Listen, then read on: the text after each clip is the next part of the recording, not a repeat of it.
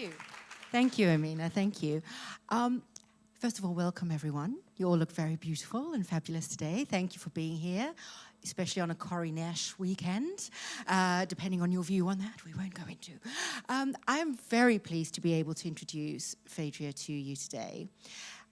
We are in a business that uses a lot of words, well, maybe more images if you're a TikTok kind of girl, but we talk a lot about things. We do very little. And Phaedria is one of those people who actually does something. She does this thing, which is she brings communities together. And I've been in real estate for about 20 years, for my sins.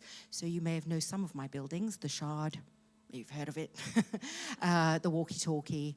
But I started in media, and you might see me occasionally on CNN yelling at someone about property, or usually a Prime Minister. Anyway, but what Phaedria does, which our industry fails to do in real estate, is she creates communities, and she brings people on a journey with her. She has just been nominated for the European group of Forbes 30 Under 30, which I think is amazing. And very, very worthy accolade for her.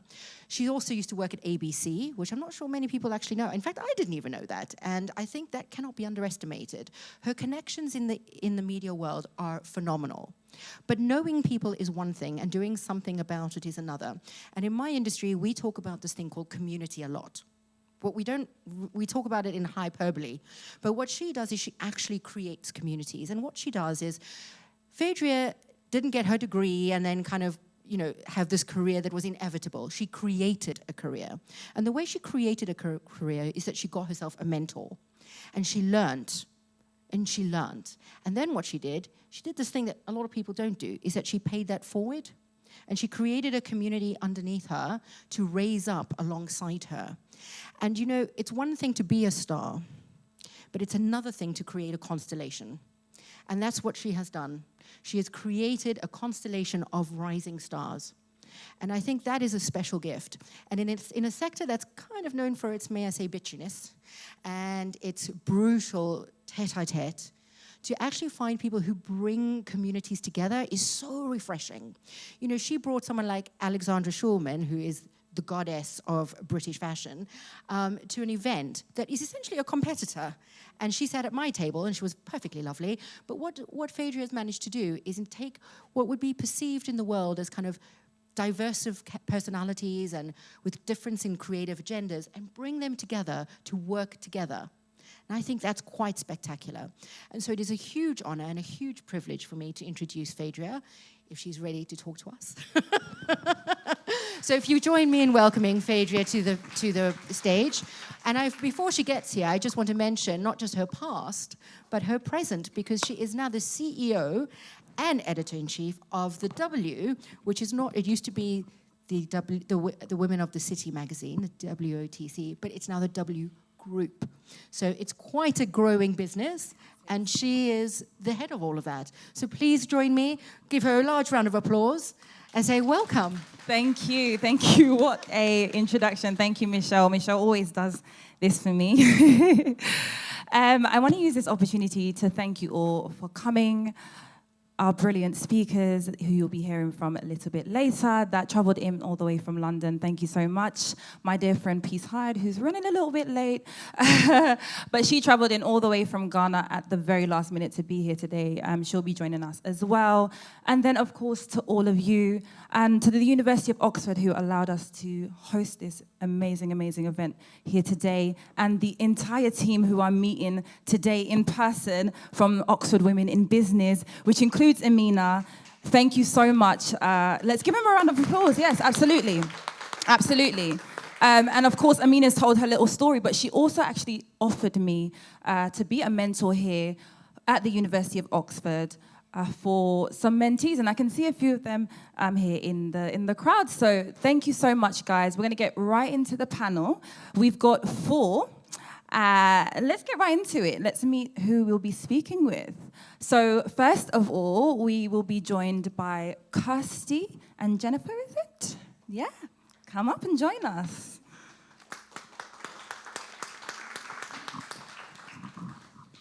Now, ladies, I don't think I'll do your intros as much justice as you, so I'm going to give you a little opportunity to tell us about, what you've done in your careers, and then we'll get started with the questions. Yeah? Amazing. Hi everyone. Thank you so much for having me here today. I'm Kirsty McGregor. I'm Executive European Editor for Vogue Business, which is one of Condé Nast. It's a digital-only title that was kind of spun off of the Vogue name, obviously, about 4 years ago. The idea being to offer a global perspective on the fashion industry for those people working within the fashion industry. So I look after the London-based team and all of our correspondents across Europe. I say all of, we've got about 2, but anyway, it sounds more grand if I say all of. So I look after all of the content that comes out of those teams, editing their copy, just making decisions on what we're going to run. We also have a US-based team, and that's where my boss, who's the global director of Vogue Business and Vogue Runway, is based. And so we've got a network of people out there as well. Our 3, and by the way, stop me if I go on for too long. Continue. Our 3 main pillars at Vogue Business, that's better. Our 3 main pillars at Vogue Business are fashion, sustainability, and tech. So that's our main focus. We're looking at global trends across those 3 areas. And I'm sure we'll probably get into more of the detail about that as we go along. But I actually started off writing about social care. So that was a bit of a random left at the traffic lights decision at some point in my career. I wrote about social care services, adult services, children's services, very human-focused, interesting stories, but it wasn't the right path for me, so I did that for a few years, cut my teeth as a reporter and moved into writing about fashion. And again, we'll probably go into more of that later on, but yeah, just that's a little very potted history of mine. Thank you so much. And Jennifer. Hi, thank you very much for having me. I'll start slightly at the beginning and just give you a whistle stop that I originally worked in magazines in the UK for Elle and Bazaar. From there I moved to Net-a-Porter and looked after the content there. That was really sort of when I first went, I was like, what am I doing? I love magazines. Is going to a retailer selling out, but really was lured to it by the opportunity to speak to millions of people instead of a couple of 100,000. And then from there, I have now moved into mobile gaming. So I work on a mobile fashion game, which is called Dressed, where we're just storytelling in a different format. So you play the game, you take the role of a stylist, and you can style looks and own digital items from Prada, Gucci, Valentino, etc. So a new world for me. Love it. Thank you so much, ladies. Let's give them a round of applause. Thank you. Kirsty, I'm going to get right into it. Of course, you work for Vogue. So I think what everyone probably wants to know is, how does a brand or a person become desirable to be featured in Vogue? It's a good question. It's a sort of complicated answer. We cover a really broad range of individuals and businesses. So our bread and butter is the big luxury power players, your Chanels and Pradas and Gucci's. But we also have a really keen interest in emerging designers and startups. So we have a weekly newsletter called the Next Gen Edit, where we look at people who, they might have started their brand on TikTok, or they have something that's more in the kind of tech or gaming space, or they might just be one of the kind of newer designers coming through at London Fashion Week or Milan or Paris. So there's not necessarily an easy answer. It's we make these editorial decisions based on kind of who excites us, who comes across our desk, who is doing something really interesting and new. We love innovation. We love anyone who is just swimming against the stream or has come up against really like big challenges and is kind of making a success of things against the odds. That for me, like I get really passionate about those people and those brands. But we do also cover the big, giant, big money makers as well. So, yeah. Yeah, I think that's what everyone really wants to know. How do I get in Vogue? Thank you. And Jennifer, of course, you know have so many big players in publishing, you know, on your CV, Harper's Bazaar, Elle. How does someone land a dream role there? Because of course we're in a room right now full of students who might want to take that path. What does one have to do to get in there? For me, it was take risks. It took me 10 years to get into those titles. I initially, when I sort of first sent out CVs applying for jobs, which you did by post then, by the way, you either didn't hear back or I got lots of no's, and then so I had to re-strategize and I had to think, okay, it's supply and demand. There are so many people going for those one job. I need to go for the jobs where no one else wants them. So I actually started out working as an assistant to an advertising team in a B2B publisher. Way less sexy, so very few people applying for it. And then from there, I actually moved job probably every year or every year and a half. And often not for any more money. It was either looking for a title that I wanted or a company that I wanted to work for. Maybe not the magazine I wanted at that company, but once I was in there, I could prove myself and work across. I also went for maternity covers because far less people go for those because they're a bit risky, but you can get in there. And that's again, a good tip. That's a good tip. Yeah. So how does one get in on those? So I just, that was how I got to Elle. So I applied for the maternity cover as associate editor there. Got there, they liked me, so when she came back, they found another job for me, and then another job until I was there permanently. And my last job there, I was acting editor, so it went well, which was another maternity cover, so I kind of made a career out of that. But you just have to look for those opportunities, which are the ones where not everyone's going to want them. There's something about them that is a bit risky, and if you're prepared to take those risks, it's not always easy to take risks. You know, if you've got bills you need to pay, but as much as you can take the risks, go for the title and the experience. So when I first started out, and I was just this assistant, and it was the early days of websites, they said, "Can you code the website?" And I was like, "I've got no idea how to do that, but I'll figure it out." And did it, and you know, that's how you make yourself indispensable and useful, and you try new things and you learn new things, and then you add them to your CV and you pitch yourself. It's funny, I actually also sort of fell into things through the B2B route. I guess the sort of perceived unsexiness is interesting because I did a journalism master's and everyone wanted to work at the big like women's glossies or, you know, the cool brands, and so did I. I wanted to work at Marie Claire. I was very set on that. And my course director was like, "You seem like you're quite good at news and you're actually like, you're kind of a bit of a hack," which I think she meant in a good way. She's like, "Have you thought about B2B?" And I went, "Oh my God, that sounds really boring." And I ended up doing this social care role, which was like the least B2B route you could take, I think, because you weren't writing about business really, you were writing about people. And then I did the like scary jump to actually, I want to write about fashion. So I left like a stable job to take a punt on trying to get a job in a fashion mag and ended up at Draper's, where I then was for 8 years and ended up being editor of that. But I wouldn't have got there if I hadn't gone down a route I definitely didn't expect to go down. So you just have to be so open, don't you, to just trying things because you don't know if you're going to like it or not. I mean, I was at the social care place for 5 years. I would not have told you I was going to stay at a social care magazine for 5 years when I was doing my degree. Wow, that's some key tips. I hope everyone took some notes from that. Yeah? Amina, I know you have some questions too.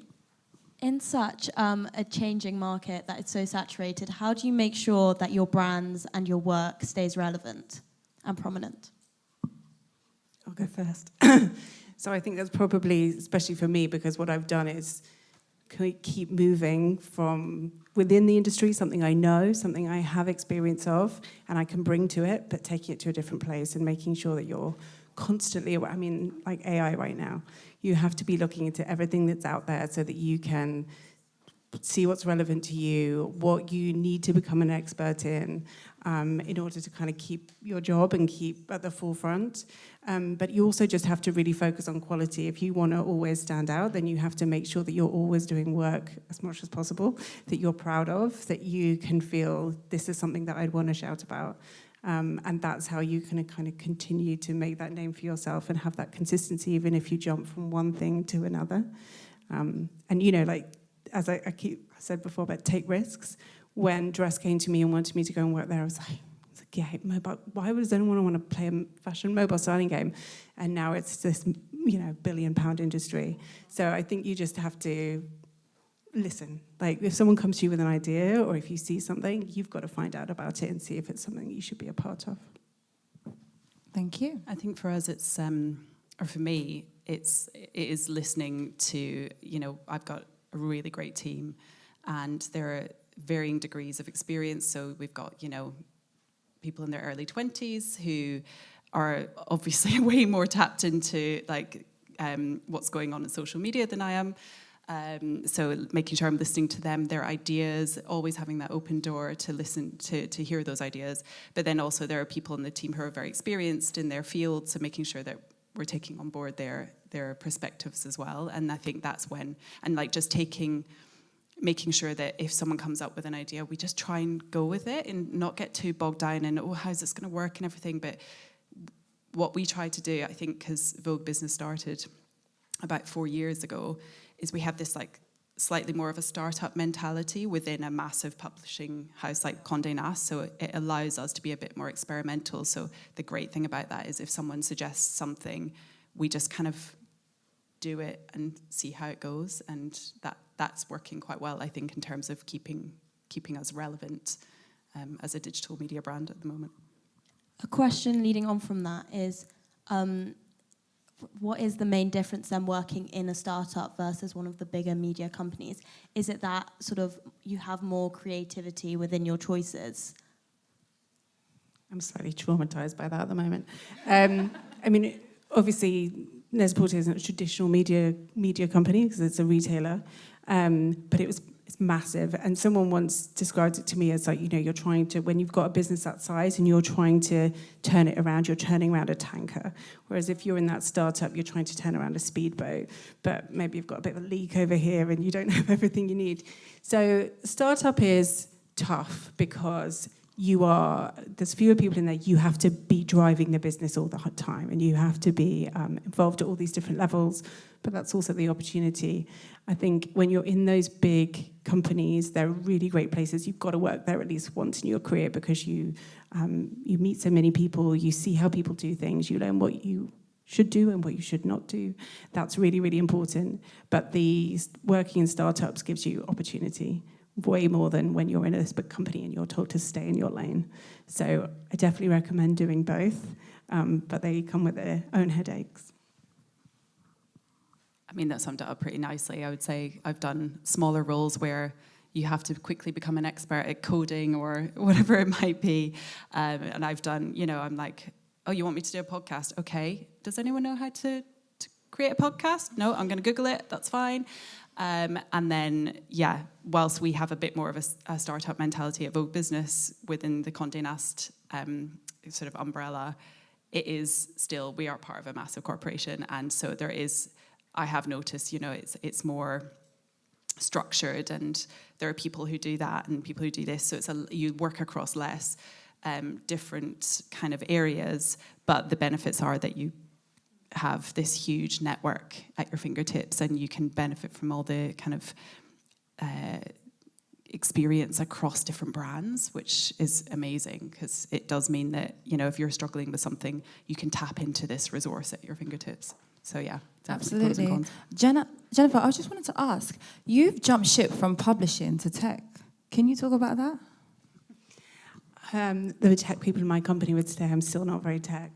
I spent about the first 2 months just writing down acronyms and then looking them up afterwards, like FTUI.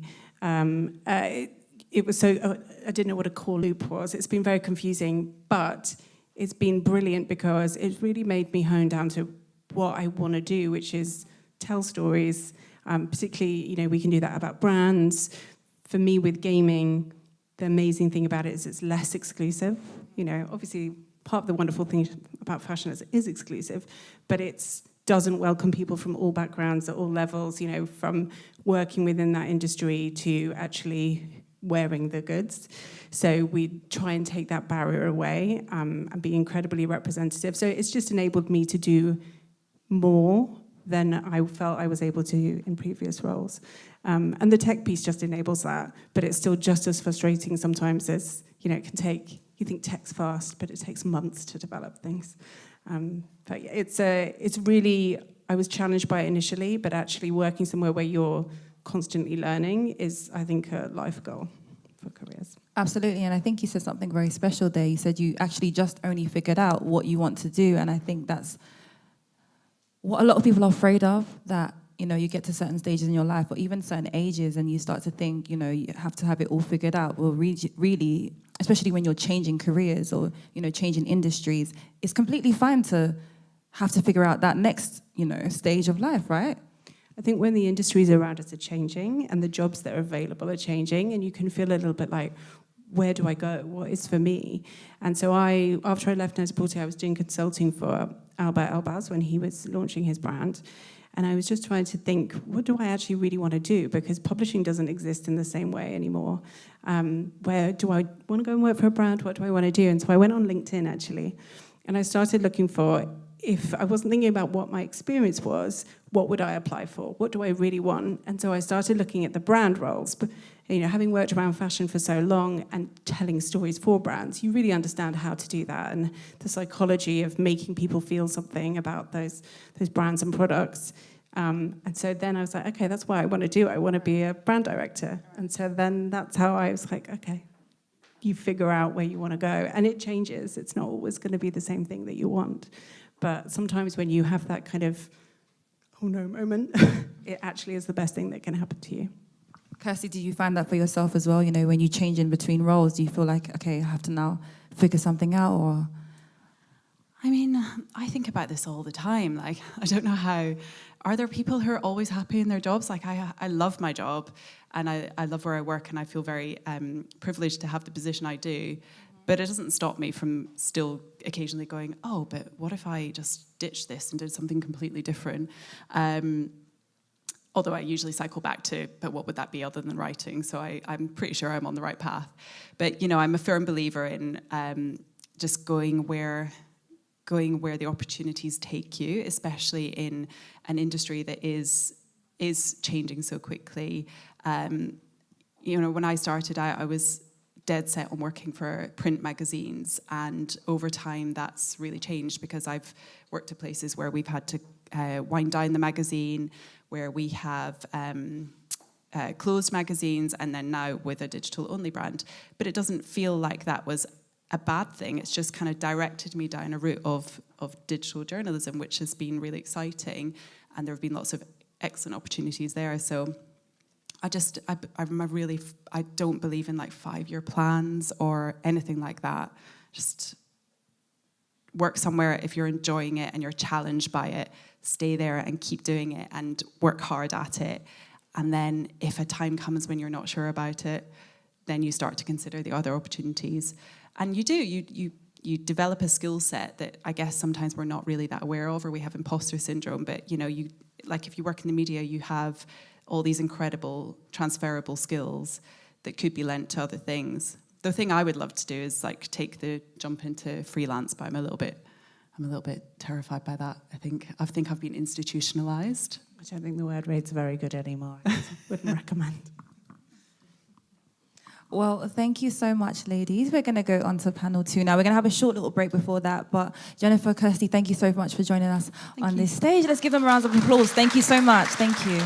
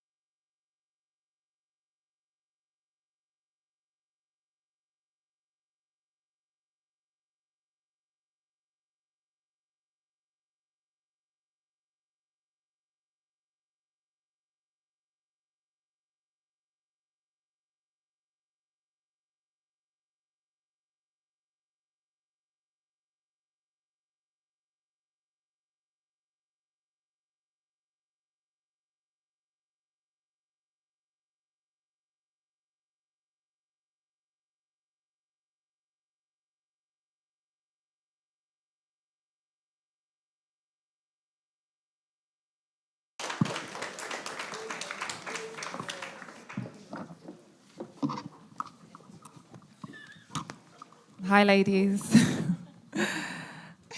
Hi, it's so nice to have you all here. And of course, Amina's just introduced you all, so I'm going to let you do a little bit of an introduction because, again, I don't think I'll do as much justice as you guys. So, Peace, let's start with you. Why did you start with me? We've got to start with you, Peace. I gave you a little shout out, but you weren't even here to hear it. Bless you. I appreciate it. Hi, everyone. My name is Peace Hyde. I work in the media industry. I'm a creator at Netflix and also a writer at Forbes Africa. Nice to meet you. Oh, come on, Peace. You're more than a writer at Forbes Africa. I didn't do it. I'm innocent. Okay, thank you so much, Salma. Hi everyone. First of all, thank you for inviting me here. It's such a privilege. So I'm Selma. I edit a magazine called Mayfair Times. Co-own it with my husband Adrian. The magazine's been going 40 years. We took it over about 20 years ago, and it's a luxury lifestyle stroke business magazine that's centered on Mayfair, as everyone knows, is one of the most influential areas in the world. So very lucky and privileged to work in such an amazing area. Yeah. Thank you so much. And Getuka? Hi everyone, thank you for inviting me here today too. So my name is Getuka and I work as an editor at the Royal Institute of International Affairs at Chatham House. So it sounds scary, but it's not that scary. We've been around for about 100 years, influencing policymakers and decision makers, so we sort of exist above the media landscape, and we're sort of sitting just above there where we get to talk directly to politicians about what policies they should have. And as you can imagine, for such a historic organisation, they had some outdated views. So that's where someone like me kind of helps to broaden their perspective and look at diversity and inclusion a lot more. So yeah, that's what I do. Thank you so much. And you kind of even answered a little bit of my question there. I'm sure the audience want to know, how does one land a role somewhere like that? You know, it's the world leading institute for policies. So can you tell us a little bit about that? Yeah, so for me, so I'm from the East End of London. If you know, you know. So you can imagine that politics is quite a exclusive field, or at least it used to be. It's changing a lot now. You can see that in our politics. It's more reflective of the population. But it just takes, someone with an interest. So I did my bachelor's degree, then my master's degree. I did a lot of internships and volunteering, and at that time it wasn't paid.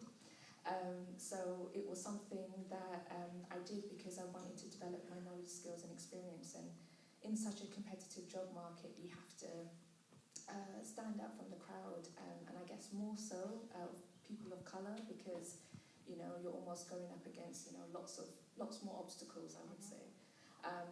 So as a woman, as a person of colour, all of those things, someone from a working class background. So, but for me, it was the passion, and then it was the hard work, and I think some of the previous panelists pointed to that. But it doesn't happen overnight. So for me, then I just landed my first job at a smaller media organisation, learned a lot of my trade there, and then I landed my job at Chatham House, which I've been at for about 8 years now.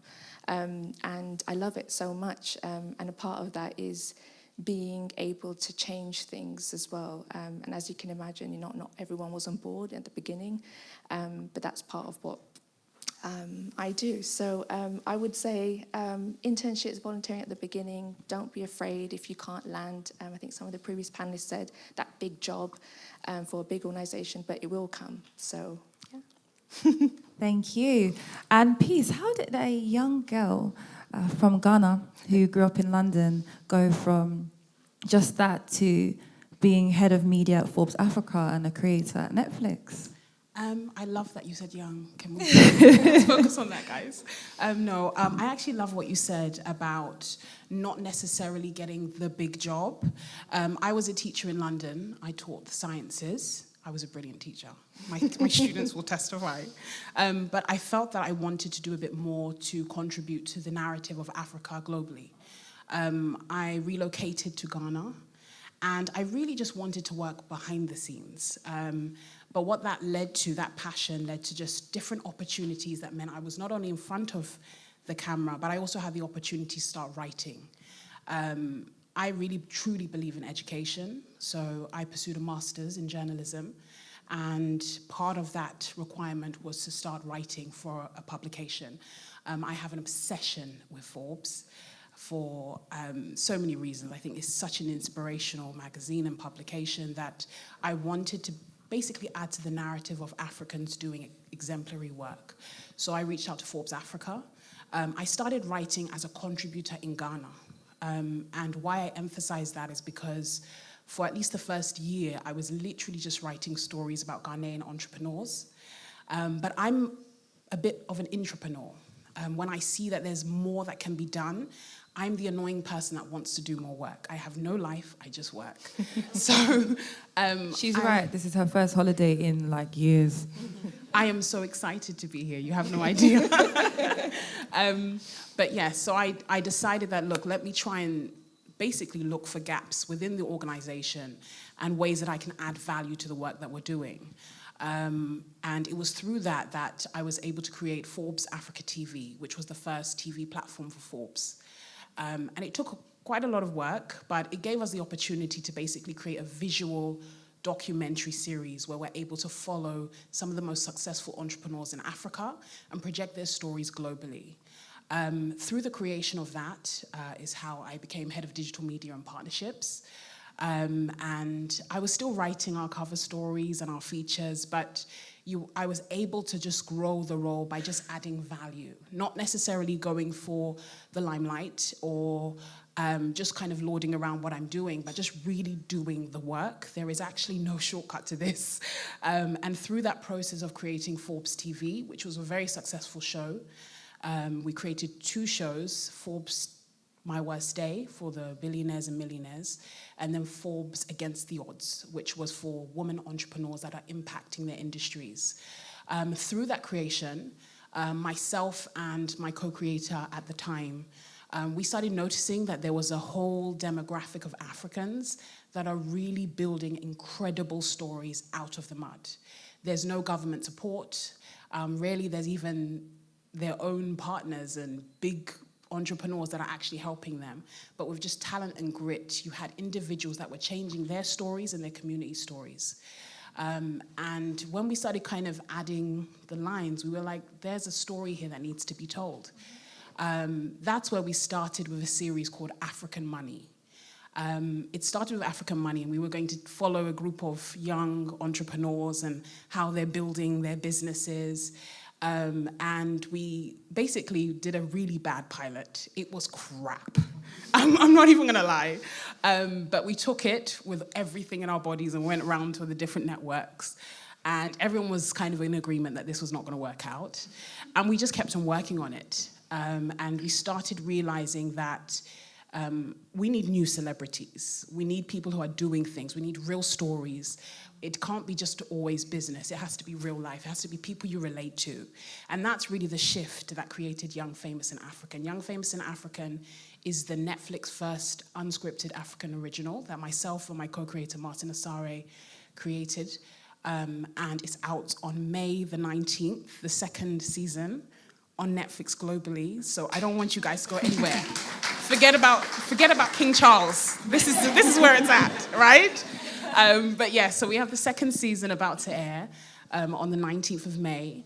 And I'm really excited about it because it really is just a journey that we've both taken, myself and my co-creator, to really just try to add value, project excellence in our African culture and our African people, and really show in our own way that Africa is more than the Kwashoko adverts you see or the sick children or the poverty, but we also have a very big upwardly mobile community that is living a life of just excellence and joy, but going through real issues. And I hope when you guys watch it on May the 19th, but can you guys repeat this? May the 19th. And when you guys watch this on May the 19th, 2nd season, we're really excited about it. And it is really a group of people that just believe in ourselves, Africa, and really pushing that message of African excellence. I know I plugged, I'm sorry. Yes, I couldn't you did. help it. She really plugged herself. Thank you, Peace. That definitely deserves a round of applause. Thank you so much. Thank you. Now, Salma, you took over the Mayfair Times in 2005, and Yes. since then, you know, there's been international editions. So Russia, Monaco, Middle East, you name it, you've got it. Can you tell us about that process of taking over and launching those editions, and why was it so significant and important to reach that new audience? Well, I think Mayfair, as everybody knows, is very international. It's home to so many different communities, and what we wanted to do was highlight the contribution of all those different nationalities that make up the area, and it's constantly changing depending on what's happening politically around the world, you know, and that's what's fascinating, and that's what, you know, really, you know, as a magazine, we try very hard to engage with our readers. We didn't want to be just a magazine that was all about conspicuous consumption, another luxury lifestyle magazine. We wanted to actually engage with our readers, and so, you know, it was an extension of that, really. You know, we wanted to highlight the contribution of these. So we did a Russian edition. This was 10 years ago when the Russian market was very strong. And we used to have a party, you know, to launch that. And then that connected us to a lot of that community. There's a big Indian community in Mayfair. And again, we do an annual Indian edition. They all come along, and we have, you know, and now we have, you know, the parties we do are very mixed. And, you know, as a magazine, we want to be diverse. We want to interview people, you know, who are contributing, you know, running businesses. And it is very diverse. And so I think we're very lucky to do that. And we do our community awards, you know. You know, we've heard about how you bring communities together. As a magazine, we very much try to do that. So we have an annual community awards where we recognize people who are doing amazing things in the area who might not necessarily get recognized. We do, I mean, the good thing about running your own magazine is that you can do what the heck you want, you know. So, you know, 2 years ago, well, actually, we forgot the pandemic, 2018, we launched a literary festival. And again, a sort of a community initiative. It's about curating your own experiences and experiences for other people as well. And so it's very much about, you know, it's not enough just to produce a magazine anymore. You have to do events, you have to, you know, do so much more. We do roundtables, you know, where we might do a thing about women in art or women in business. So we really try to sort of encourage women to come along, share their views and experiences, and so there's a lot more to just running a magazine. Absolutely, I agree with you there, 100%. And you know, we've seen it at the W as well. You know, we have our annual Now Faces Awards, where we, you know, honor upcoming women in business, men in business, people that are doing really well in their communities, their industries, things like that. But then also, you know, looking at those people that have actually been doing it for years. And then, you know, we've got our Big Beauty Summit and all the other things. But it's definitely about, like you said, creating an experience, creating those communities, bringing people together. Totally, and I think what we usually get at the W is a lot of people telling us how it has that community feel. So I think that's definitely the most important thing. Absolutely. Absolutely, totally. It's all about community, bringing the community together. And as you know, the magazine is a platform. It enables us to do that. And and sort of recognise unsung heroes. You know, there's a whole, you know, you see all the glitz and the glamour of Mayfair, and there's a whole engine of people behind the scenes who are doing incredible things as well, who never get recognised. So we have a Doorman of the Year award. We have, in the past we've had the local postman, you know, who's been in the area for 25 years win an award. And so it's not just, yes, we do recognise, you know, sort of the top people, but also it's about encouraging, you know, others and sort of bright young things and sort of nurturing sort of new up and coming talent as well as. Absolutely. I think Peace just said it, and it's something that I always say as well. It's just creating new celebrities, you know. It's not just about trying to find the ones that are already oversaturated and everyone already wants them on the cover. It's about creating that new role model. So that's exactly Yeah. what it is all about, I think, Yes. especially being at the helm of media. And just like you said, when you own a magazine, you can do whatever you want. And it has changed, so initially when I took it over, it was a sort of local parish pump, wasn't in alignment with what Mayfair is. And so, celebrity was very big at the time. And so my sort of challenge, was to try and get, interviews with big celebrities. And I did it. We had people like Samuel L. Jackson and, loads of people. But now it's very different. We want to, we've been around, people, we're established. And so now, it's not just about celebrity. It's about, recognizing people who are doing sort of really great stuff, Yeah. I agree. And Amina, I know you have some questions as well. Just to start wrapping things up, I just want to end on, if you were to give our members one piece of advice on entering the media industry and to be successful in the media industry, what would it be? And if we just go along, so if Peace, you start. Peace. And then we can...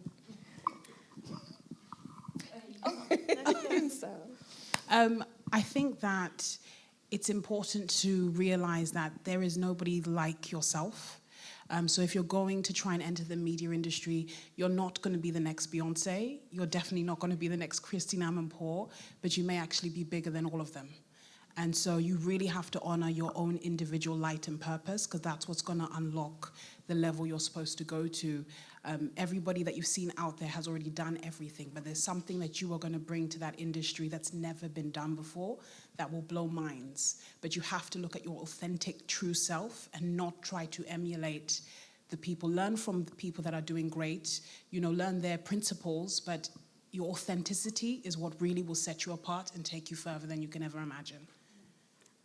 I absolutely agree with that. I think, be authentic, be yourself. You don't plan because I think all our journeys, I started in B2B, I never, thought I would end up, I didn't plan to edit or own a magazine in the most influential part of London. But you have to sort of work hard, be determined, grab the opportunities when you can, and nothing's going to come to you on a plate. You have to go out and get it. And somebody said to me once, "Go to the party because you never know who you're going to meet along the way." And I think hard work and determination. I love both of those. I think, first of all, is have self-belief. Now, that sounds, easy, but actually it's not, particularly when you start having doors shut in your faces, and it happens. I think you have a certain amount of comfort when you're studying that you think, oh, somehow everything will just work out. And I think part of being an adult is finding out that's not how it happens. There are a lot of uncertain times. So I think it's just maintaining self-belief in yourself, even when it seems like, you probably have the least amount of belief in yourself. Just keep going. Have patience is the second one. And I say this because, again, things don't happen overnight. So don't be afraid if, you have to apply to 10, 20, 30, 40, 50 jobs before you get something. And then even then it's not what you were expecting. It's just your foot in the door. And then from then on, possibilities are endless. And then the last thing is it's kind of keeping hope. So I would say, again, sort of similar to my first point, there are a lot of times when we feel up and down, and I think it's more so these days. I kind of look to the resilience of my parents and their generation. They kind of just got on with things. So I try to channel that these days, even though you kind of feel a lot of pressures, all around you changing. But I think it's just keeping hope and being resilient. That's the kind of thing I try to hold on to, even to this day, when even when I'm losing hope, or so on. So that's what I would say. Thank you so much, ladies. Can we give them a round of applause, please? Thank you. Thank you so much. We're going to head on over to panel 3, and we're heading to America. Are we ready, team? Are we ready? America? Yeah? Yeah?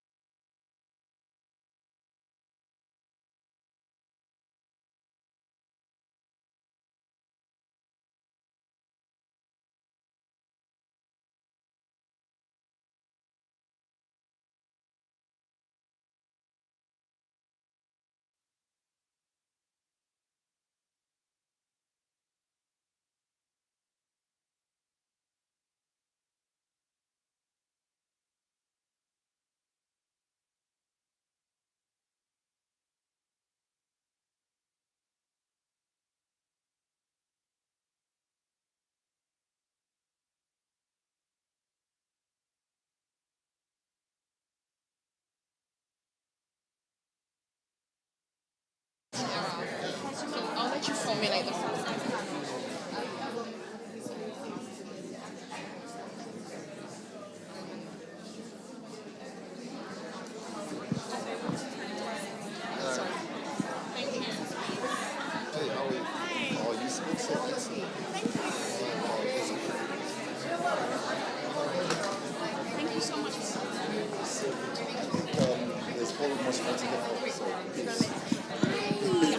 Hi guys, we're going to start the third panel and it'll be online. I'm innocent. Any moment now. Okay, I look forward to it. Okay, so we are joined here today by Willa Bennett from Highsnobiety, previously of GQ. We're also joined by Deshonda, who's a journalist. And then we are also joined by, Kathy, who is from the Zoe Report. But I'm gonna allow them. Let's stand a little bit over here, Mina, because we're in the way of everyone. I'm gonna let them do a little bit of an introduction of themselves. Willa, let's start with you. Of course. Can everyone hear? Yeah? Hear you. Okay, wonderful. My name is Willa Bennett. I am the editor-in-chief of Highsnobiety. I'm coming to you live from New York in the office. Before this, I was the head of social of GQ Magazine at Condé Nast. Before that, I was at Bustle Digital Group, kind of looking at the social of Nylon Magazine, and my first job was at 17 Magazine. So it's been a minute. Love that. Thank you, Willa. Deshonda. Hi, everybody. Willa, it sounds like we're neighbors because I'm from Brooklyn and I'm in Jersey right now. So hey, sis. My name is Deshonda Brown. I am a culture and entertainment expert and editor. I do a lot of stuff. I got a lot of acclaim from working at Essence as the Associate Girls United editor. And I've worked at a slew of places from Men's Health. I've contributed to Ebony, Birdie, Hello Beautiful, XO Nicole, and I pride myself in telling stories of marginalized folks, Black folks, people that look like me, people that sound like me, people who share stories like me, and getting to know them on a humanizing level as opposed to just treating them like celebrities. So that's my thing. Thank you so much. And Kathy? Hi, I'm editor at the report. Before this one, I worked at Publication. I'm so sorry, Kathy. It's breaking up a little. Oh, it is. I do hear an echo every time I speak. Oh, no. Is there somewhere else maybe you can relocate to? I have full Wi-Fi. I can try. Am I still breaking out? No, that's better. Okay, great. So prior to the Zoe Report, I worked at print publications at W Magazine, Town and Country, and Cosmopolitan. Thank you so much. Willa, we'll go to you first. Of course, you just talked about your time at GQ, and it was quite impactful there. So can you tell us a little bit about that role? Because I think people look at journalism a little bit one-dimensional, and it's not that at all. And there's so many areas that you can go into, which you've done so well in your career. So could you tell us a little bit about that? Yeah, of course. Thank you. That's so kind.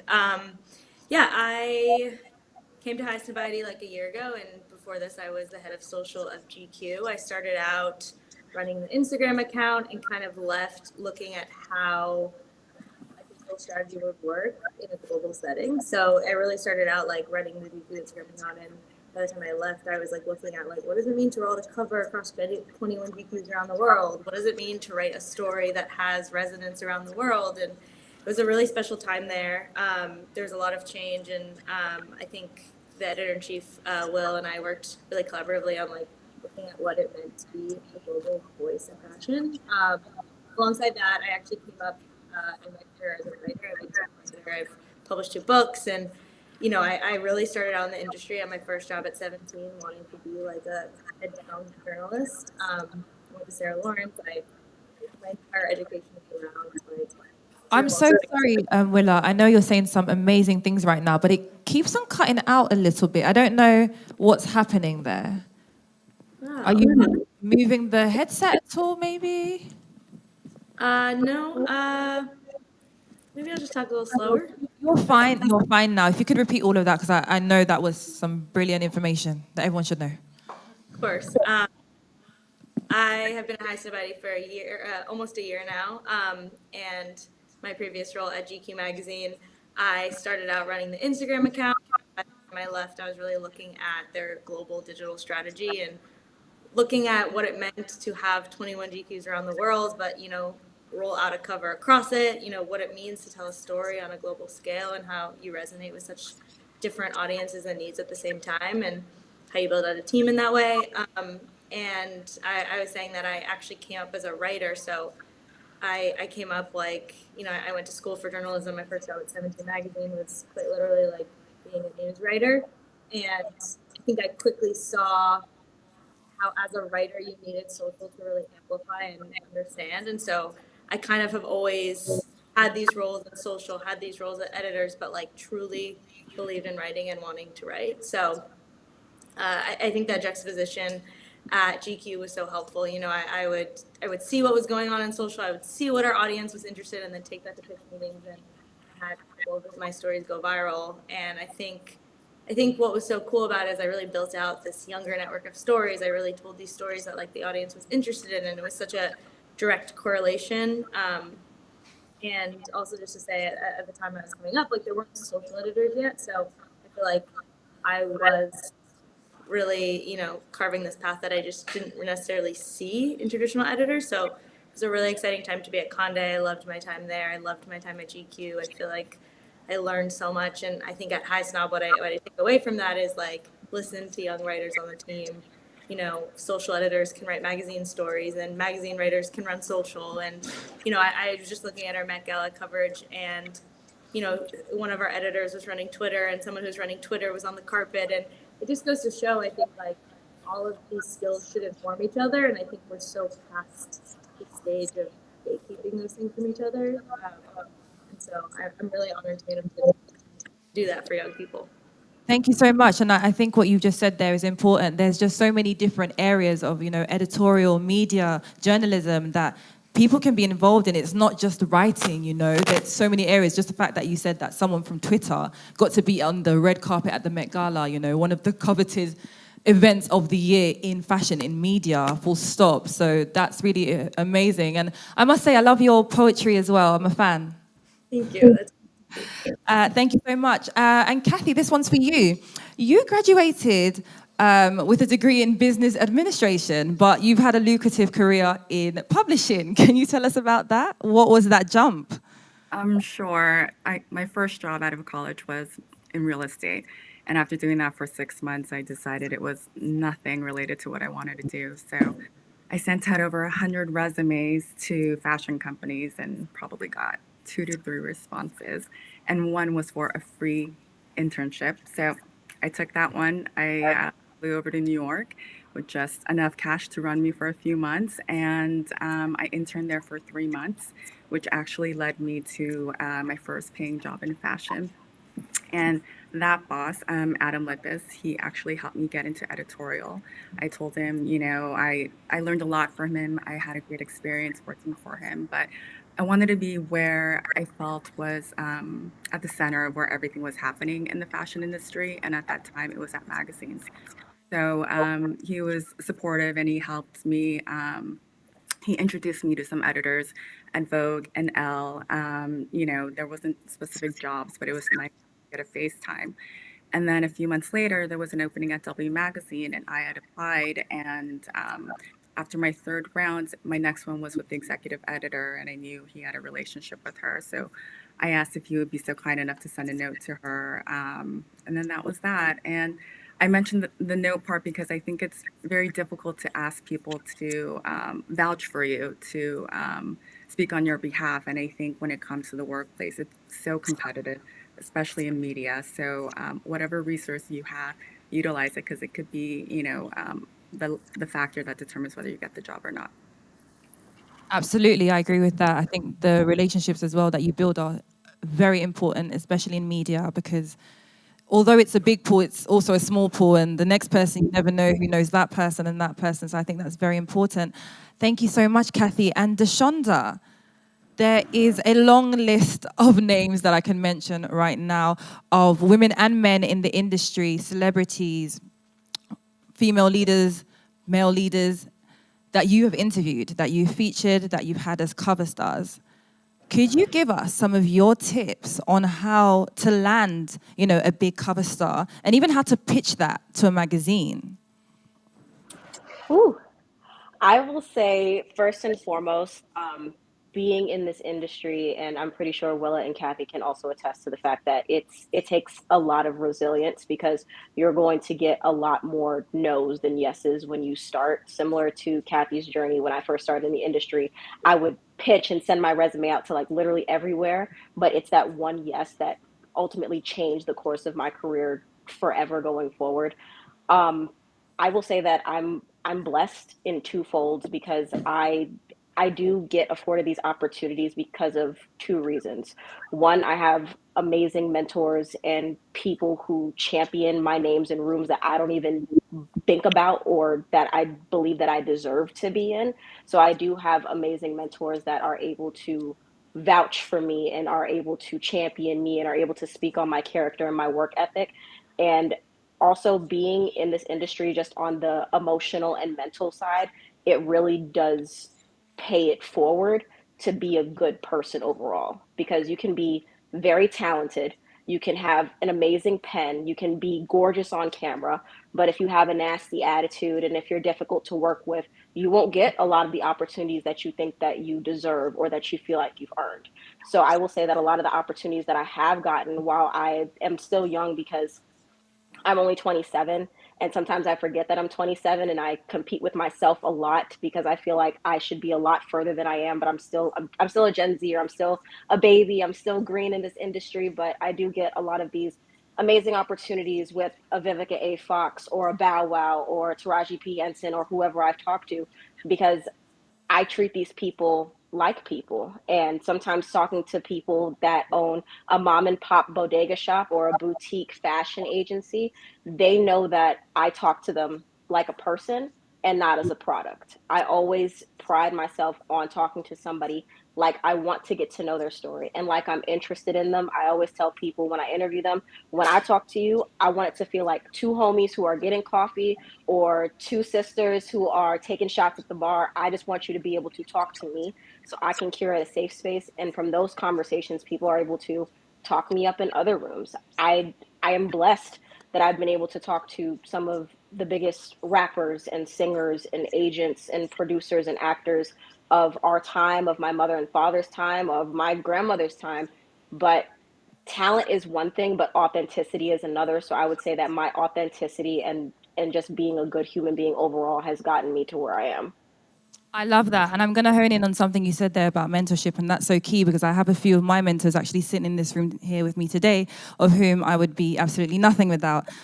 People always ask me, how did you get this role and all of that? And I can't say it was entirely down to my brilliance. It really wasn't because I didn't even have editorial experience starting out. But one of my mentors pretty much just gave me the opportunity. They banked on me. So just like you said there, in rooms where you're not even a part of, you don't even know they're speaking about you, they are giving you those opportunities.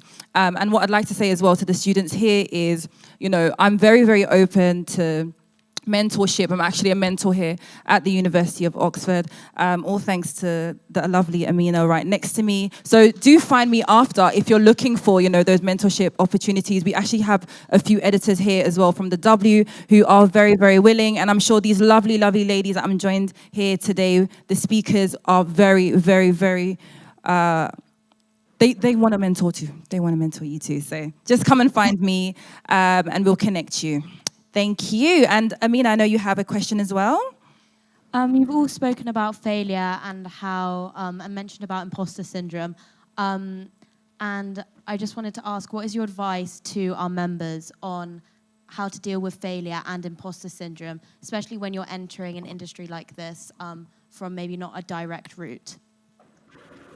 Yeah, I'll go first. I think, and I say this to writers all the time, that's about it is like honestly contact with everything. Like spend your weekend not with journalists. Spend time. Sorry, Willow, we can't hear you. Do you mind repeating that a bit slower and maybe a bit closer to the mic? Thank you. How's this? Yeah. I talk about this all the time with writers at Highsnobiety, but I always say like everything is writing. And so as a writer, you shouldn't just be spending your weekends writing. You shouldn't just be in your head thinking about it. You need to be doing other things. You need to be exploring, like living your true life, like going out, falling in love, getting heartbroken, like that. It's all writing, it's all editing, and especially with the imposter syndrome, it's so natural right now. I mean, every day you open Twitter, there's so much to be upset about. There's so much to be hard on yourself about. So easy to compare yourself to other people, but everything is writing. Go out there and write. And then specifically to failure, I feel like it's similar where it's, what even is failure anymore? I mean, there's obviously things that are explicit and things that are hard, but so much of success and failure is so like subjective. I don't know. I just think this generation especially is redefining what both of those are. And so instead of looking at it as like success or failure, I would just encourage you to just live your life and write and make the art that feels right and have real connections and friendships with people and listen to people when they speak and respond. And that's always going to go way farther than, being hard on yourself. Thank you. I agree with Willa on the part about the failure. I think, some failures can lead to your later successes. And I think it's just part of the journey as well. And you learn so much about yourself from those failures. So I think it's an integral part of the workplace. And I know it's hard, especially when starting out just straight from university. I've been there, wanted to accelerate my path as quickly as possible. But I think, just keep on treading. I mean, I think it's literally one day at a time and just work very hard. And I will say, adding to these two amazing women, that it's so important to just focus on yourself. Like, I cannot tell you how many times I have fallen short on assignments or opportunities or talked myself out of certain things that I was given because I was too focused on the next person. And I'm very big on analogies, so follow me here. When you're driving a car, you're supposed to look ahead. If you look to the left or to the right of you, you're going to crash because you're not worried about the car. You're not worried about the road that's in front of you, right? So if you just focus on the GPS and go where you got to go, you're going to get there safely and smoothly. There may be a little bit of traffic. There may be some speed bumps. You may do some rubbernecking because there's a crash here or there, but you're going to get where you're going. Just stay in your lane. Make sure that you stay true to who you are. Make sure that you don't talk yourself out of opportunities. And I'm also speaking to myself as I say this. Make sure that you stay the course and be patient with yourself and know that there's only one you. You are a commodity. These opportunities are coming to you because you deserve it. Everybody in this room has something to offer that a lot of other people in the room can't offer. I know that for me, I am a Gen Zer. I'm Black. I'm from the projects of Brooklyn. I'm from New York. A lot of people don't have the same lens that I do. So take what you have and be able to bring that into whatever room that you're in, because whatever room you're in, you're there for a purpose and you're there because you deserve it. Thank you so much, ladies. That was fantastic. Fantastic advice. Thank you so much. Thank you. We're going to head over to panel 4 now, which is a very special one-to-one interview. And I'm going to call Michelle up again to do a little intro. Thank you so much, guys. Hasn't that been extraordinary? I don't know about you guys, but I've been in business for about 25 years, and I just feel so excited and energized by what I've heard today. I get the privilege of introducing you to our next guest. One of the things that I've taken away from a lot of what people have said today is about authenticity and kindness and about creating communities. And the person I want to introduce you today is, I would describe in a word as a celebrant. They celebrate other people. They celebrate other people's successes. They create opportunities for people to come up in the world and to create new, beautiful things, whether that be a business, whether that be a new direction and a new band. They have created so many new paths and new lives. And the one thing about modern heroes is they rely on the modern media. And when we talk about modern media, certainly in this country, it can be very brutal. And I'm hoping that just even from listening to those ladies now, I'm hoping that the next generation of media is much kinder. And we talk about authenticity, and we talk about this new generation being more in touch with their sense of community. And I really hope that as you guys come into the world of media, that you bring a new voice, something that's a bit kinder to the world, a gentleness, because my generation and everything that stands older than me has been quite cruel. And there are people in this room even who have been brutalized by that industry.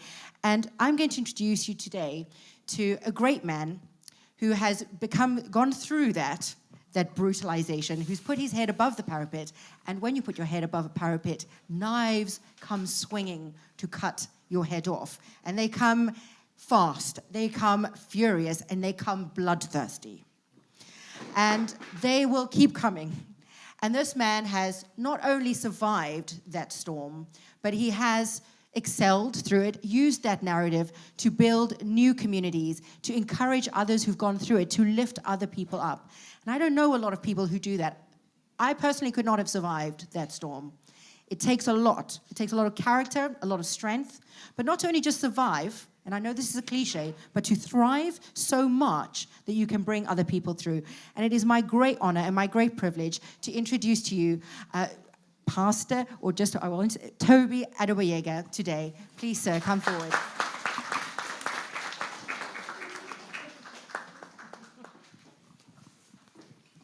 Hello. Hi there. Hi, how are Hey. you? What an introduction, as usual. Michelle, thank you so much. I was just telling Michelle that I came to listen to her introduction. honestly, even the one she did for me, I said, wow. Let's get right into it. How many times have you been cancelled? Wow, that's right into it. That's right into it.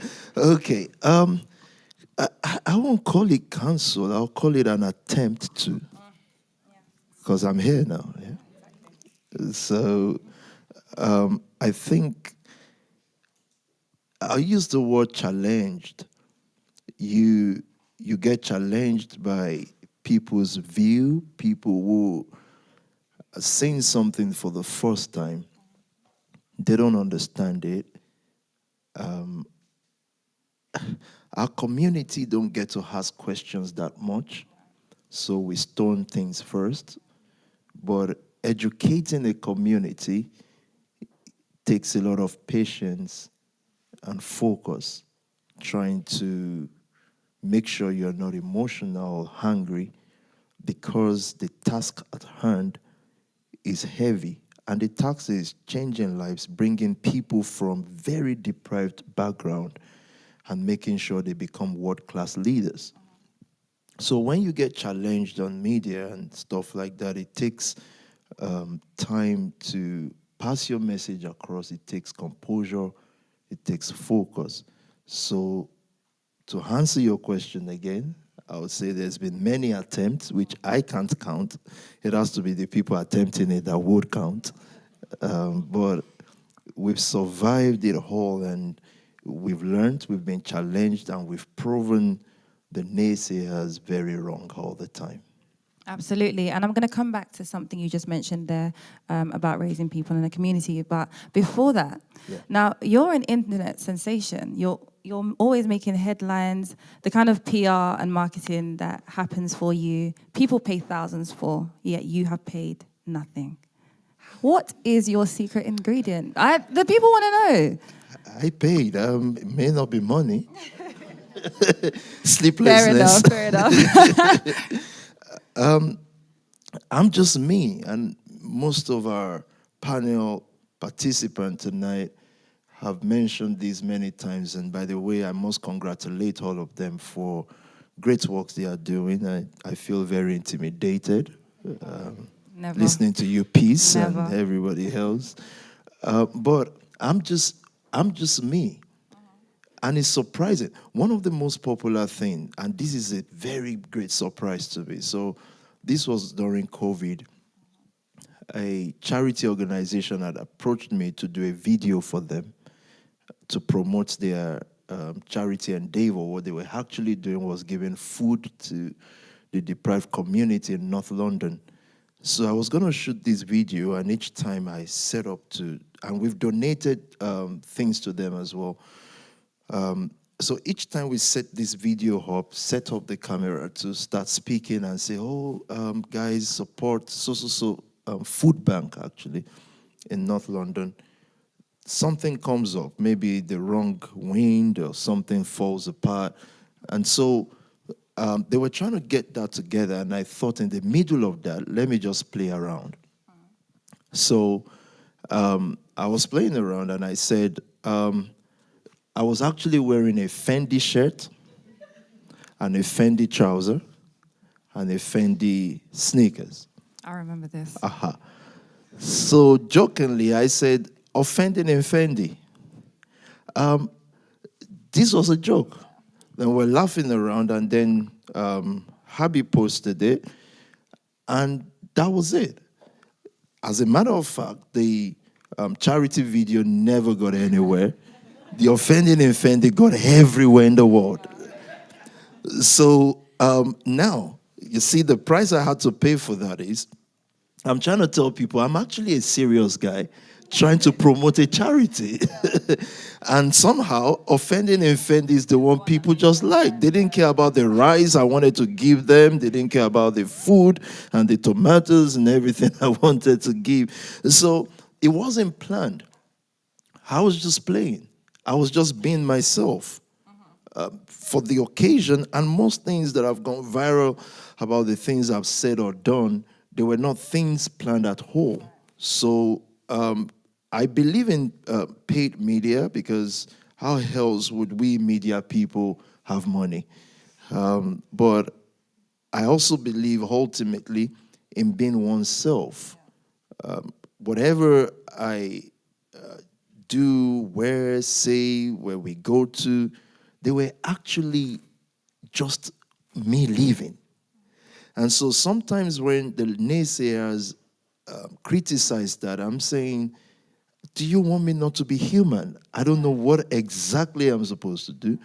And that's why I appreciate platform like yours, able to be objective enough, look at both sides of the coin, and then give an objective view from which the world can then judge how they see it. Absolutely, and thank you for that.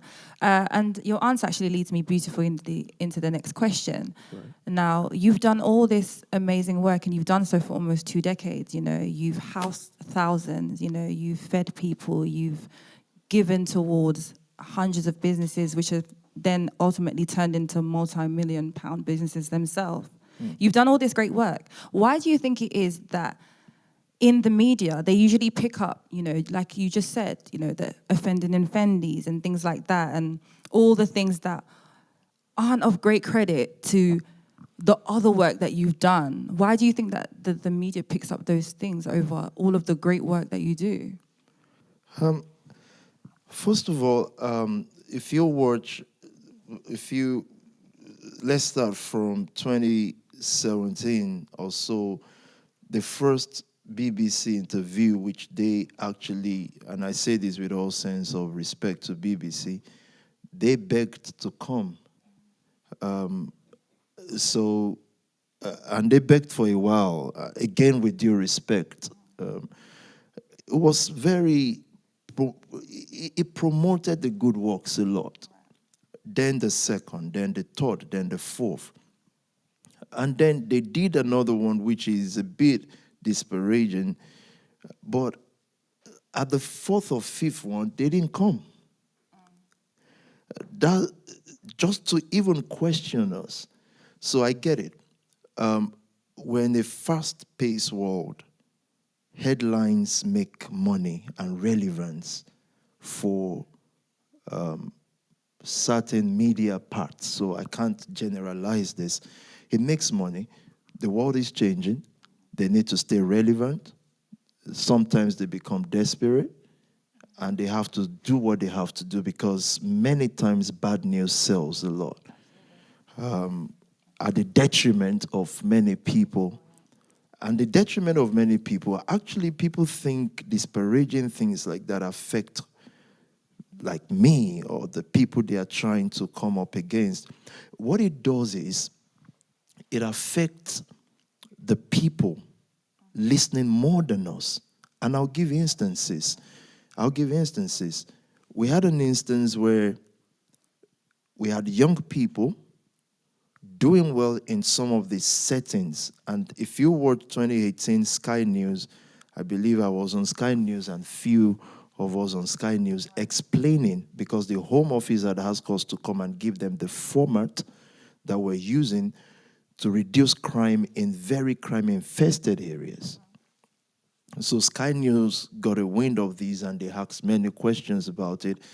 PK, you were with me. Connor, you were with me at the Scotland Yard for more than 2-3 times. And we had to tell them, because they wanted to learn the systems that we've been using. And, you know, the leader at the time for the Metropolitan Police, after we've spoken for about 10 minutes with all his board, just turned to the business, the charity business people and said, I think what we all just need to do now is to just go to what they do. Let's just go see it. And they came. And they were blown away. And they turned to me and said, you have everyone wants to talk to. Now, but I was going to give you an instance.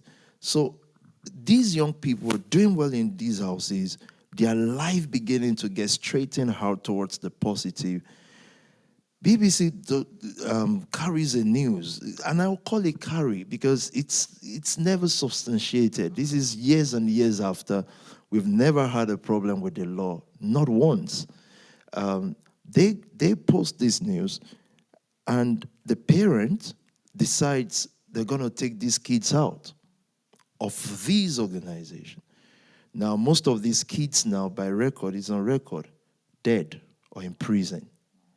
So directly, it's not affecting me. We're trying to save a community, and by all means, we can't be perfect. We're growing. Every organization evolves. So for me, I think what some part of the media is doing is putting their money bag ahead of real lives. I think that's quite wrong. I think it also affects our community.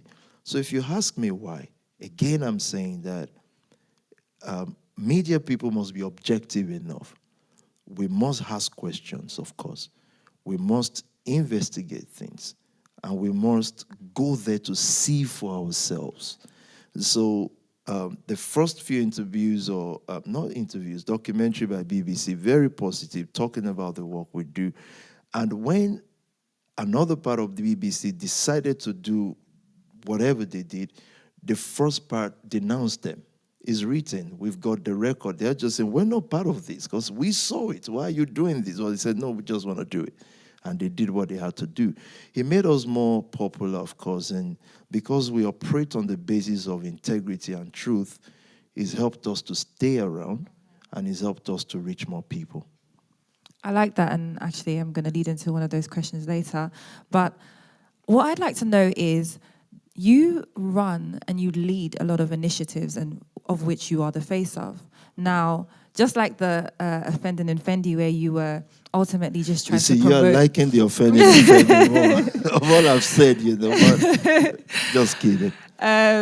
You, of course, were promoting a charity, but no one actually cared for that. Like you said, everyone was so fixated on the designer, right? So with all this publicity that you get, how do you divert it back from yourself and to the initiatives that you're trying to promote? Publicity is just fun. The work, the core work, which is changing lives and raising leaders, that's my work. That's what I believe our call is. There's never been a story, and I'm saying this publicly now, when we eventually put our story together, when we eventually find media people that will be hardworking enough to put this story together, it's going to be the best story ever. Right. And the reasons are, we've created 12 families, 140 businesses, from people who the community will call dejects and unimportant people, stereotyped already. They've built businesses. They've built one of the, I just saw Dame come in, is building a school. Now, these are unusual stories. Our challenges, part of the story, what makes it interesting, things that we've never even said to the public, the works that we've done, the issues with the work. When we were in Croydon, at the time we were in Croydon, when we got to Croydon, Croydon had the highest rate of youth violence. You're talking of 15, 14, 16-year-olds dying. Peace, you were a teacher, so you know this community. Dying, killing themselves. I remember going to Number 10 and sitting down in, I think this was during Theresa May. Yes. You know, they've changed this thing so much. It's very difficult to catch up. I say that again with respect. I think it's like Prime Minister 5 in like 2 years or something like that. So it happens so fast. Like Michelle said, the knife just comes. You know, I remember sitting down there, and this was the raised audit of some sort. And of course, I know everyone just wanted to hear what I have to say. Everyone else on the table, with due respect to them, they are not of a certain age that can understand what's going on in the community. But of course, they're there for what they get from charity donations and stuff like that. So for my turn, I said, I can't say anything because you won't understand it. It's quite difficult. So, and I've not lost your question, but I think this is important to say that we then presented what we met in Croydon and what is happening in Croydon at the time. We've been able to reduce work by ourselves, not with the police even. And the police attested to this. These are documents we've never even released to the public. And the reason is, I know the day will come where we get the right media that has the will to look into these stories. Then we'll give them the document. We were approached last year by someone from Netflix, I believe. But I just don't feel that it has the ability, the hard work to actually look into these things. They actually wanted to set up. By the way, when MTV Base came, when BBC came, they actually set up cameras in our houses. And for themselves, they wanted to know. So you can't do that and afterwards do the negative. And you didn't even try to come. And we're saying, your colleagues came. Their cameras were there. And if you set up camera in a place for 3-4 months, I think you will find something wrong if you want to. But back to your question, it's not about diverting attention back to me. The works are going on anyways. We still did the charity anyways. We're part of the city welfare. We've done over 136,000 meals within the last 24, 36 months. So the works are going on.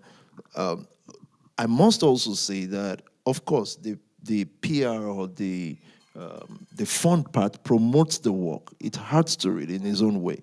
But I don't want the attention diverted to me or diverted to anything. We just want to keep doing the work because that's what we're about. We wanted to stop. We set out to stop killings in our community, and we achieved that to an extent. We wanted social mobility and social justice for young people, and we're achieving that. So I had to tell them in Number 10, I'm not going to say anything. We're just going to keep submitting to you our achievements, the lives that are being changed. And if we're patient enough, we will show you how they've evolved, how those people grew. So it's not just a thing that happened within a year or two. It's a 10-year story. We've been doing this for 18 years. So when we got popular on the internet, it said, oh, it just came out of nowhere. No, we've been on it for 18 solid years, day and night, making sure that our community gets better and that our young people can become global leaders. And staying on that subject of evolving and the fact that you have done this for the past 18 years, yes, it's incredibly difficult to remain relevant, but it's something that you have done very, very well. What advice would you give to someone on remaining relevant? Thank you. Again, I think the panel, preceding panels have done a good, have given answers to that. And I think what re-echoed and what I'm hearing from all they've said is just be yourself. We're not trying to stay relevant. We're just trying to make sure we change lives. Whatever comes with that comes with it. Sometimes problems come with that. Controversy comes with that. And sometimes popularity comes with that. For us, we're focused on just being ourselves and making sure that our goal, which is to change lives and make them into global leaders, our eyes on the ball, we're not looking elsewhere. We just want to make sure that every year we are able to say we've helped so number of people. The number of people that have gone to schools like this, Oxford or Harvard, is so number. We've built businesses. The reason why we're very emphatic about business building is because it creates jobs, it creates prosperity, and then that means it reduces crime, which is what we've gone to Africa to do over the last few years now. We've been in Africa making sure that we build business people. Today I was reading a letter from one of the businesses that we invested in last year, or grants that we gave out. It will be very difficult for you to find in Africa a philanthropic movement like ours. Either it is popular or not, the fact is it's relevant because it's actually changing lives. So I read the director of Wealth Nation is here, Daniel is here, and he's also a student of Oxford University. But we all came together about a year, 2 years ago, and we decided that we're going to look for businesses ourselves, people who are struggling in Africa but have business ideas, and we're going to start investing in them. And we did about 60, 70 of that last year. Letters like these is how we remain relevant. I'm reading that letter. If the director decides to post it, I don't know if he's going to get 1,000 likes or 10 likes. It's just business. But you see, for me, this person grows mushrooms that helps reduce certain health condition or things like that, or makes a person better in their health situation. For me, that's relevance, because that's what we set out to do. We didn't set out to be popular. We set out to be powerful. And powerful for us means you have the ability to change people's lives. You have the ability to improve their standard of living. So when I read letters from Hetty Farms, and she's saying that I was just a struggling young lady until I met you guys, you gave me X amount plus mentorship. Now I'm employing X number of people. For me, that's the irrelevant. Thank you very much. Thank Thank you. you. That does deserve a round of applause. And in closing, being a public figure yourself, and of course, many of the people here today, our speakers and our students that may want to get into media, what advice would you give for someone that is a public figure on staying sane, I'd say, if that's the right word? Right. Staying sane despite being heavily in the public light? Well, I don't deem myself a public figure. I might be a figure, but public, I'm not sure. I think so, sir. I think so. Okay. But I must be a public figure to have Michelle introducing me. But on a serious note, I think staying true to oneself, one's conscience, one's focus, I think that's the key for me. It means that you've built a family. People will love you regardless. Sometimes I imagine, and I think this is an interesting story. The first day I'm watching us on BBC, and BBC is making a lot of good noise about us now. I'm sitting there watching and thinking, wow, how did we become this big? This is amazing. Wow, are you talking about me? Wow. And I can remember hitting my Greg's. with a Coke and just smiling, thinking, wow, this is actually interesting.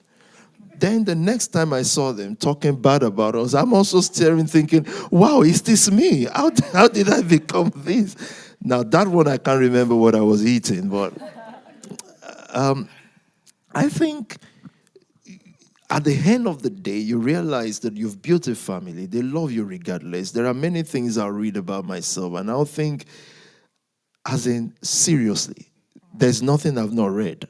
Either the extreme good side, and I'm thinking, not that good, but okay. And then you have the extreme bad side, I'm thinking, how am I? Exactly. And sometimes you're reading some things and you almost believe it about yourself, even though you think, no, that's not me. Wait, did I do that? Exactly. You're thinking, no, when?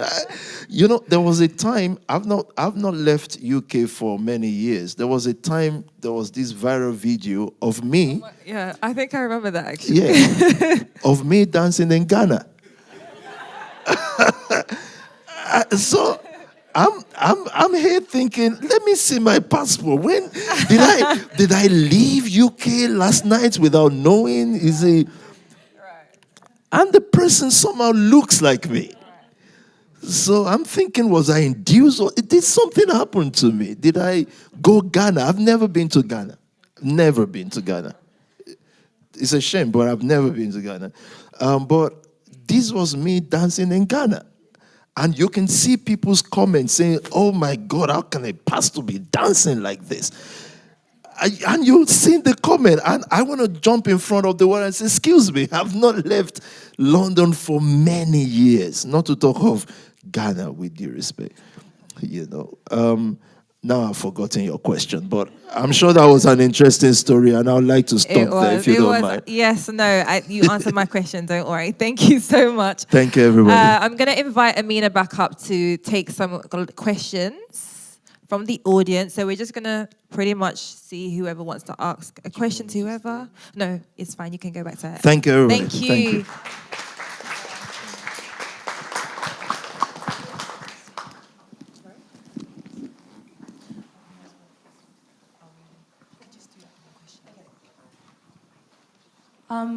We're going to wrap up soon, but I'm just going to take one or two questions.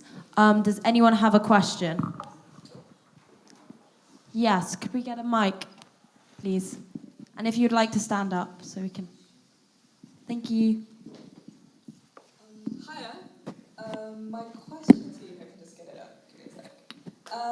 I'm someone who definitely wants to get into the industries myself, but there isn't a lot of education around like how to even like apply for a media position, stuff like that. So I wanted to ask you guys, since you've had positions in so many publications and all that what were the first steps you guys took to figuring out the kind of place you want in the media, or if you want to work as an editor, etc. And what are the do's